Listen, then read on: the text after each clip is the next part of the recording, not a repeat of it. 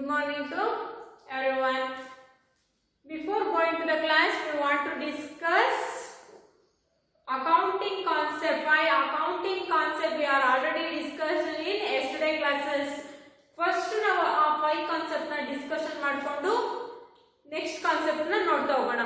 First ನಾವು business entity concept ಅಂದ್ರೆ ತಿಳ್ಕೊಂಡಿದ್ವು, ಮನಿ measurement concept ಅಂದ್ರೆ ತಿಳ್ಕೊಂಡಿದ್ವು, ಕಾಸ್ಟ್ ಕಾನ್ಸೆಪ್ಟ್ ಅಂದ್ರೆ ತಿಳ್ಕೊಂಡಿದ್ವು, ಅಕೌಂಟಿಂಗ್ ಪೀರಿಯಡ್ ಕಾನ್ಸೆಪ್ಟ್ ಅಂದ್ರೆ ತಿಳ್ಕೊಂಡಿದ್ವು, ಗೋಯಿಂಗ್ ಕನ್ಸರ್ನ್ ಕಾನ್ಸೆಪ್ಟ್ ಅಂತ ತಿಳ್ಕೊಂಡಿದ್ವು. ಬಿಸ್ನೆಸ್ ಎಂಟಿಟಿ ಮೀನ್ಸ್ ಬಿಸ್ನೆಸ್ ಅಲ್ಲಿ ಏನೆಲ್ಲ ಆಕ್ಟಿವಿಟೀಸ್ ಆಗುತ್ತೆ, ಮತ್ತೆ ಬಿಸ್ನೆಸ್ ನಾವು ಬಿಸ್ನೆಸ್ ಎಂಟಿಟಿ ಕಾನ್ಸೆಪ್ಟ್ ಅಂತ ಕರಿತೀವಿ. Money measurement concept, money measurement concept ಅಂದ್ರೆ ಏನೆಲ್ಲ ಮನಿ ರಿಲೇಟೆಡ್ ಆಕ್ಟಿವಿಟೀಸ್ ಆಗುತ್ತೆ ಬಿಸ್ನೆಸ್ ಅಲ್ಲಿ, ಅದು ನಾವು ಮನಿ ಮೆಜರ್ಮೆಂಟ್ ಕಾನ್ಸೆಪ್ಟ್ ಅಂತ ತಿಳ್ಕೊಂಡಿದ್ವಿ. Next going concern, out going activities ನಾವು ಕನ್ಸರ್ನ್ ಮಾಡ್ತೀವಿ.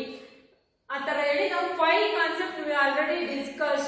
ಇನ್ನು ನಾವು 14 ಅಕೌಂಟಿಂಗ್ ಕಾನ್ಸೆಪ್ಟ್ ತಿಳ್ಕೊಬೇಕು. In that we already discuss 5 accounting concept. ಇನ್ನು 9 ಅಕೌಂಟಿಂಗ್ ಕಾನ್ಸೆಪ್ಟ್ ಬಗ್ಗೆ ಇವತ್ತು ತಿಳ್ಕೊಂತಾ ಹೋಗೋಣ. Next 6th accounting concept is dual aspect concept.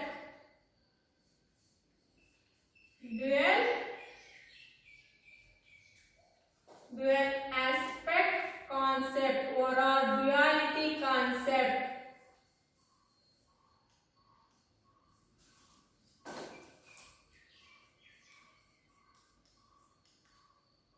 The 6th concept. Now main dual concept alli what it says duality. Duality means two things. In this concept we are discussing about what a time two things which are all asset is equal to liability plus capital. Asset andre it is a economic resources invested by the owners or proprietor into the business. Liability means loan.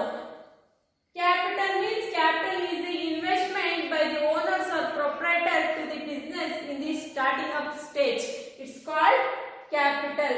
Now at a time duality concept ನಮ್ಮ ಹತ್ರ asset ಎಷ್ಟಿದೆ, liability ಏನು, capital ಯಾವುದು, ಈ concept ನ ನಾವು describe ಮಾಡಕ್ಕೆ ನಾವು duality concept ಅಂತ ಕರಿತೀವಿ. ಮೇನ್ ಆಗಿ ನಾವು ಕಾನ್ಸೆಪ್ಟ್ ನೋಡಿದ್ರೆ duality concept two things we know at a time for the accounting related activities. accounting related activities ಏನಾಗುತ್ತೆ ಅದನ್ನ ನಾವು ಡ್ಯುಯಾಲಿಟಿ ಕಾನ್ಸೆಪ್ಟ್ ಅಲ್ಲಿ ತಿಳ್ಕೊಂತಾ ಹೋಗ್ತೀವಿ. ಲಯಬಿಲಿಟೀಸ್ ನಾವು ಅಸೆಟ್ ನ ಯಾವ ತರ ಈಸಿಯಾಗಿ ತಿಳ್ಕೊಂತೀವಿ ಅಂದ್ರೆ ಲಯಬಿಲಿಟಿ ಏನಿದೆ ಕಂಪನಿಯಲ್ಲಿ ಅದಕ್ಕೆ ಪ್ಲಸ್ ಕ್ಯಾಪಿಟಲ್ ಮಾಡಿದ್ರೆ ನಮ್ಮ ಹತ್ರ ಅಸೆಟ್ ಎಷ್ಟಿದೆ ಅಂತ ಗೊತ್ತಾಗುತ್ತೆ. ಇದು ಒಂದು ಫಾರ್ಮುಲಾ. ಈ ಫಾರ್ಮುಲಾ ನಮಗೆ ನೆಕ್ಸ್ಟ್ ಚಾಪ್ಟರ್ ಅಲ್ಲಿ ಪ್ರಾಬ್ಲಮ್ಸ್ ಮಾಡಕ್ಕೆ ತುಂಬಾ ಈಸಿ ಆಗುತ್ತೆ. ಅರ್ಥ ಆಯ್ತಲ್ವಾ duality concept. Next one revenue recognisation concept.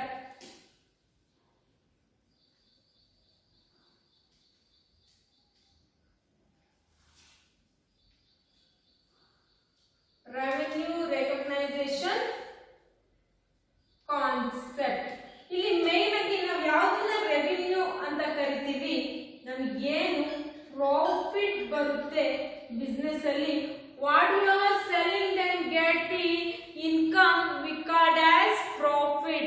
ಏನು ಇನ್ವೆಸ್ಟ್ಮೆಂಟ್ ಮಾಡಿರ್ತೀವಿ ಅದಕ್ಕಿಂತ ಜಾಸ್ತಿ ನಮಗೆ ರಿಟರ್ನ್ಸ್ ಬಂದಾಗ ಅದನ್ನ ನಾವು ಪ್ರಾಫಿಟ್ ಅಂತ ಕರಿತೀವಿ. ನಮಗೆ ಯಾವ ತರ ಪ್ರಾಫಿಟ್ ಬಂದಿದೆ ಅಂತ ರೆಕಗ್ನೈಸ್ ಮಾಡೋದು ನಮಗೆ ರೆವಿನ್ಯೂ ರೆಕಗ್ನೈಸೇಷನ್ ಕಾನ್ಸೆಪ್ಟ್ ಅಂತ ಕರಿತಾ ಹೋಗ್ತೀವಿ. ರೆವಿನ್ಯೂ ರೆಕಗ್ನೈಸೇಷನ್ ಕಾನ್ಸೆಪ್ಟ್ ನಮಗೆ ಯಾವಾಗ ಇಂಪ್ಲಿಮೆಂಟ್ ಆಗುತ್ತೆ ಅಂದ್ರೆ ನಾವು ಯಾವ್ದಾದ್ರು ಒಂದು ಪ್ರಾಡಕ್ಟ್ ನ ಪ್ರೊಡ್ಯೂಸ್ ಮಾಡಿ ಆ ಪ್ರೊಡ್ಯೂಸ್ ಮಾಡಿರಂತಹ ಪ್ರಾಡಕ್ಟ್ ನ ನಾವು ಸೇಲ್ ಮಾಡ್ತೀವಿ. For example we produce a product worth 3000 rupees. ನಮಗೆ ರಾ ಮೆಟೀರಿಯಲ್ಸ್ ಮತ್ತೆ production cost, labour cost, machinery cost ಎಲ್ಲಾನು ನಮಗೆ ಸೇರಿ 3000 ವರ್ತ್ ರುಪೀಸ್ ಮೆಷಿನರಿನ ನಾವು ಪರ್ಚೇಸ್ ಮಾಡಿರ್ತೀವಿ. ಆ ಮೆಷಿನರಿನ ನಾವು ಇವನ್ 7000 ಗೆ ನಾವು ಸೇಲ್ ಮಾಡ್ತೀವಿ. ಆ 7000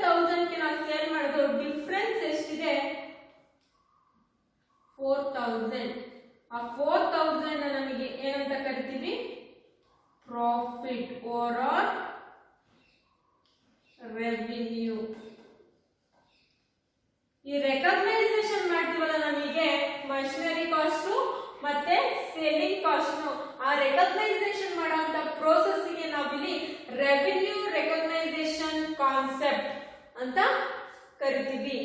is a seventh concept of accounting. 8th one, materiality concept.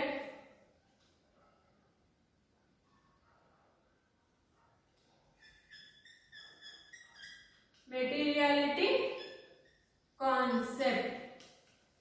ನಾವಿವಾಗ money recognisation, cost, dual aspect, revenue, ಅದೇ ತರ ನಾವು ಇಲ್ಲಿ ಮೆಟೀರಿಯಾಲಿಟಿ ಕಾನ್ಸೆಪ್ಟ್. ಮೆಟೀರಿಯಾಲಿಟಿ ಕಾನ್ಸೆಪ್ಟ್ ಅಲ್ಲಿ ನಮಗೆ ಮೇನ್ ಆಗಿ ಇಂಪಾರ್ಟೆಂಟ್ ಆಗೋದು materials.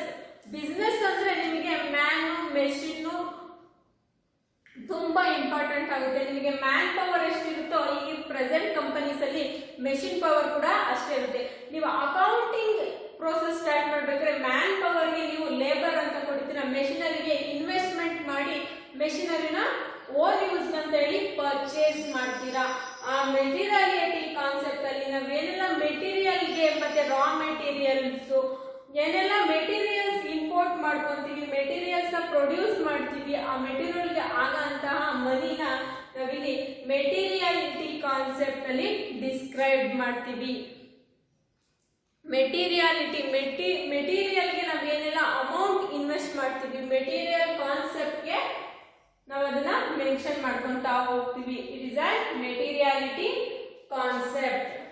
Next one, 9th one, full display matching concept. Matching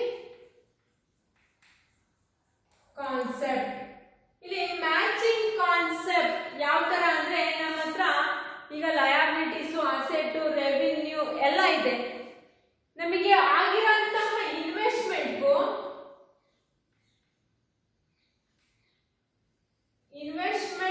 ಮತ್ತೆ ನಮಗೆ ಬಂದಿರುವಂತಹ output, it is on input.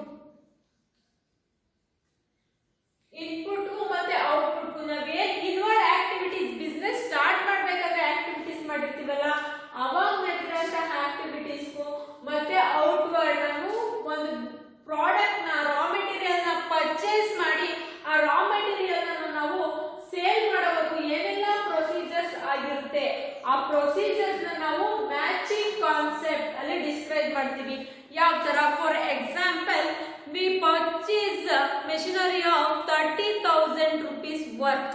30,000 rupees worth ನಾವು ಮೆಷಿನರಿ ಪರ್ಚೇಸ್ ಮಾಡಿದ್ವಿ. ಆ ಮೆಷಿನರಿ ಪರ್ಚೇಸ್ ಮಾಡಿರೋಂಥದ್ದನ್ನ ನಾವು ಎಂತಕ್ಕೆಲ್ಲ ಯುಟಿಲೈಸ್ ಮಾಡ್ಕೊಂಡಿದೀವಿ, ಅದರಿಂದ ಔಟ್ಪುಟ್ಸ್ ಏನು, ಇವಾಗ ಎಷ್ಟು ಪ್ರಾಡಕ್ಟ್ಸ್ ಅದರಿಂದ ಪ್ರೊಡ್ಯೂಸ್ ಮಾಡಿದೀವಿ, ಆ ಮೆಷಿನರಿ ಪ್ರೆಸೆಂಟ್ ಕಾಸ್ಟ್ ಎಷ್ಟು ಅಂತ ತಿಳ್ಕೊಂಡು ನಾವಿಲ್ಲಿ ಮ್ಯಾಚಿಂಗ್ ಕಾನ್ಸೆಪ್ಟ್ ಅಲ್ಲಿ ತಿಳ್ಕೊಂತೀವಿ. Next one is full disclosure concept.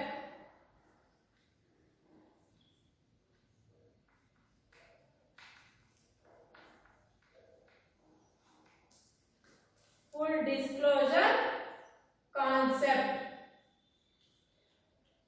Full disclosure concept ಅಲ್ಲಿ it is a final thing of the accounting period activities or the accounting related activities. ನಾವೇನೆಲ್ಲ ಆಕ್ಟಿವಿಟೀಸ್ ನ ಮಾಡಿದೀವಿ ಬಿಸ್ನೆಸ್ ಅಲ್ಲಿ ಅದನ್ನ ನಾವು ಸ್ಟೇಟ್ಮೆಂಟ್ ಮುಖಾಂತರ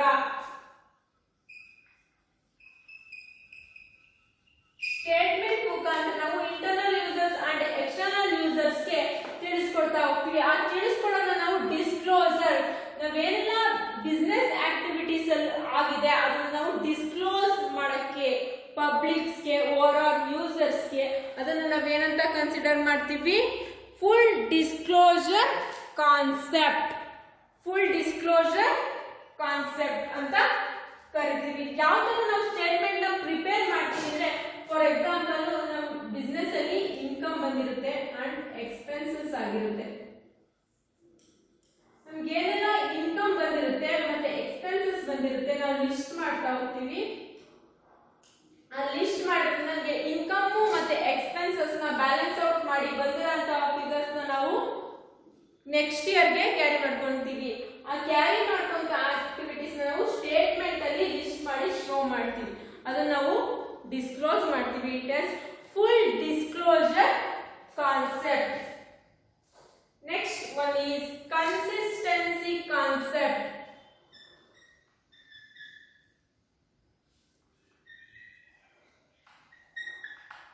Consistency concept. Consistency concept. Consistency concept, in what it says, consistency. Maintain one level of improvement. ಒಂದೇ level ಅಲ್ಲಿ consistency improvement ನಾವು ಮೇಂಟೈನ್ ಮಾಡಕ್ಕೋಸ್ಕರ ಅದನ್ನ ಕನ್ಸಿಸ್ಟೆನ್ಸಿ. ನಾವು first year 10,000 worth rupees profit ನ ಗೇನ್ ಮಾಡಿರ್ತೀವಿ, ನೆಕ್ಸ್ಟ್ ಇಯರ್ 12,000 ಮಾಡ್ತೀವಿ, ನೆಕ್ಸ್ಟ್ ಇಯರ್ 14,000 ಮಾಡ್ತೀವಿ, next year 16,000 ಮಾಡ್ತೀವಿ. ಕಾಮನ್ ಡಿಫರೆನ್ಸ್ ಎಷ್ಟು? ನಮಗೆ ಪ್ರತಿ ವರ್ಷ ನಮಗೆ 2,000 ಪ್ರಾಫಿಟ್ ಇನ್ಕ್ರಿಮೆಂಟ್ ಆಗ್ತಾ ಹೋಗಿದೆ. ಆ ಇನ್ಕ್ರಿಮೆಂಟ್ ಆಗ್ತಾ ಇರೋದು ನೋಡಿ, ಕನ್ಸಿಸ್ಟ್ ಲೆವೆಲ್ ಒಂದೇ ಲೆವೆಲ್ ಅಲ್ಲಿ ಇಂಪ್ರೂವ್ಮೆಂಟ್ ಆಗ್ತಾ ಹೋಗಿದೆ. ಅದನ್ನು ನಾವೇನಂತ ಕರಿತೀವಿ? Consistency concept. ಕನ್ಸಿಸ್ಟೆನ್ಸಿ ಕಾನ್ಸೆಪ್ಟ್ ಅರ್ಥ ಇದೆಲ್ಲ? ಕನ್ಸಿಸ್ಟೆನ್ಸಿ ಒಂದೇ ಲೆವೆಲ್ ಅಲ್ಲಿ ನಾವು ಪ್ರಾಫಿಟ್ ಆಗಿರ್ಬೋದು, ಇನ್ಕ್ರಿಮೆಂಟ್ಸ್ ಆಗಿರ್ಬೋದು, ಒಂದೇ ಲೆವೆಲ್ ಅಲ್ಲಿ ಇನ್ಕ್ರಿಮೆಂಟ್ ಆಗ್ತಾ ಹೋಗಿರೋದನ್ನ ಕನ್ಸಿಸ್ಟೆನ್ಸಿ ಒಂದೇ ಲೆವೆಲ್, ಅದನ್ನ ನಾವು ಕನ್ಸಿಸ್ಟೆನ್ಸಿ ಕಾನ್ಸೆಪ್ಟ್ ಅಂತ ಕರಿತೀವಿ. Next one 12th one, conversion concept.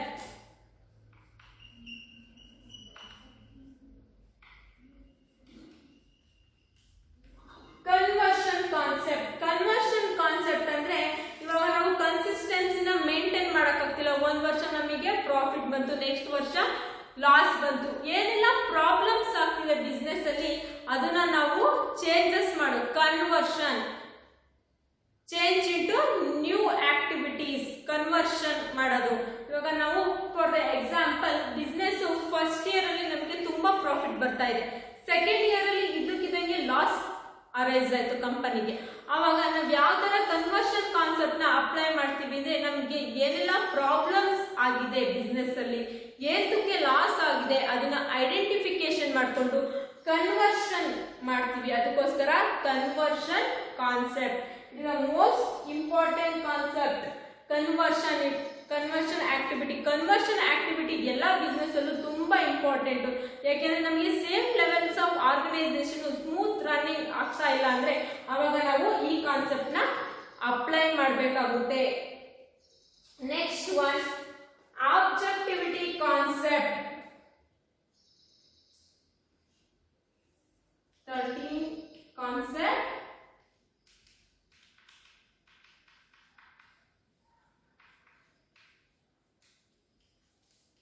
Objectivity concept ನಾವು ಮೇನ್ ಆಗಿ ಅಕೌಂಟಿಂಗ್ ಅಲ್ಲಿ ನಾವು ಏನು ಆಬ್ಜೆಕ್ಟಿವಿಟಿ ನೋಡ್ತೀವಿ, ಆಬ್ಜೆಕ್ಟಿವ್ಸ್ ನೋಡ್ತೀವಲ್ವಾ, ರೆಕಾರ್ಡಿಂಗು ಮತ್ತೆ calculation of profit and loss, maintain the smooth running maintenance ನ ಮಾಡ್ಕೊಂಡು ಹೋಗ್ತೀವಿ, ಮತ್ತೆ ಮೋರ್ ನಂಬರ್ ಆಫ್ ಡೇಟಾನ ಎಂಟ್ರಿ ಮಾಡ್ಕೊಂತ ಹೋಗ್ತೀವಿ. ಆ ಆಬ್ಜೆಕ್ಟಿವಿಟೀಸ್ ಏನಿದೆ, ಆಬ್ಜೆಕ್ಟಿವಿಟೀಸ್ ರೂಲ್ಸ್ ನ ನಾವು ಫಾಲೋ ಮಾಡೋದಕ್ಕೆ ಆಬ್ಜೆಕ್ಟಿವಿಟಿ ಕಾನ್ಸೆಪ್ಟ್ ಅಂತ ಕರಿತೀವಿ.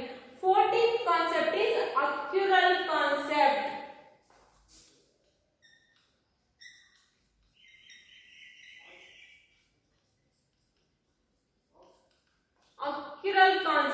ಅಕ್ಯುರಲ್ ಬೇರೆಲ್ಲ ಕಾನ್ಸೆಪ್ಟ್ ನ ಇಷ್ಟವರೆಗೂ ತಿಳ್ಕೊಂಡಿದೀವಿ. ಆ ಕಾನ್ಸೆಪ್ಟ್ ನ ಅಕ್ಯುರಲ್ ಆಗಿ ನಾವು ಟ್ರೀಟ್ ಮಾಡೋದಕ್ಕೆ ಅಕ್ಯುರಲ್ ಕಾನ್ಸೆಪ್ಟ್ ತುಂಬಾ ಇಂಪಾರ್ಟೆಂಟ್ ಆಗುತ್ತೆ. ಮೇನ್ ಆಗಿ ನಾವು 14 concepts of accounting. It is a theory based accounting. Before going to the practical you want to know the theoretical based accounting. ನಾವು ಪ್ರಾಕ್ಟಿಕಲ್ ನಾಲೆಜ್ ಗೆ ಹೋಗೋಕ್ಕೂ ಮುಂಚೆ ನಮಗೆ at least theory knowledge of accounting ಗೊತ್ತಿರಬೇಕು. ಅದಕ್ಕೋಸ್ಕರ 14 concept of accounting it asking for 12 marks. In examination ಅಲ್ಲಿ ನಿಮಗೆ 12 marks ಗೆ 14 ಕಾನ್ಸೆಪ್ಟ್ ಆಫ್ ಅಕೌಂಟಿಂಗ್ ಹೇಳ್ತಾರೆ. State 14 concepts of accounting, explain 14 concept of accounting ನಿಮಗೆ ಈಸಿಯಾಗಿ ಬರೀಬಹುದು. Business entity concept, money measurement concept, going concern concept, cost concept, accrual concept, objectivity concept, ಮೆಟೀರಿಯಾಲಿಟಿ